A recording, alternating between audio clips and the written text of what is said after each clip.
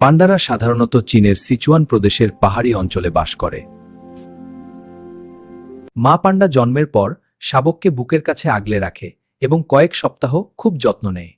যদিও পান্ডা ভালুক পরিবারের সদস্য, তাদের খাবারের প্রায় 99%ই বাঁশ। 6 মান্থস বয়স থেকে শাবক পান্ডা বাঁশ খাওয়া শুরু করে, তবে তখনও মায়ের দুধ পান করে। 6 to 8 উইকস পরে শাবক পান্ডা চোখ খুলতে পারে। পান্ডা সাধারণত একটি শাবক বড় করে, যমজ হলে বেশিরভাগ সময় একটি শাবককেই বেশি যত্ন দেয়। মেয়ে পান্ডা বছরে মাত্র 2 থেকে 3 দিনের জন্য গর্ভধারণের উপযুক্ত হয়, এই কারণে পান্ডার সংখ্যা ধীরে বাড়ে। বনে পান্ডা সাধারণত 15 to 20 ইয়ার্স বাঁচে। পান্ডা ধীরে ধীরে বনভূমিতে ঘোরাফেরা করে, গাছে চড়তে পারে, প্রয়োজন হলে সাঁতারও কাটতে পারে। পান্ডার হাতে একটি বিশেষ হাড় আছে যা বুড়ো আঙুলের মতো কাজ করে, ফলে তারা সহজে বাঁশ ধরতে পারে। প্যান্ডা দিনে 10 to 16 আওয়ার্স বাঁশ খায়, বাকি সময় ঘুমায় বা বিশ্রাম নেয়।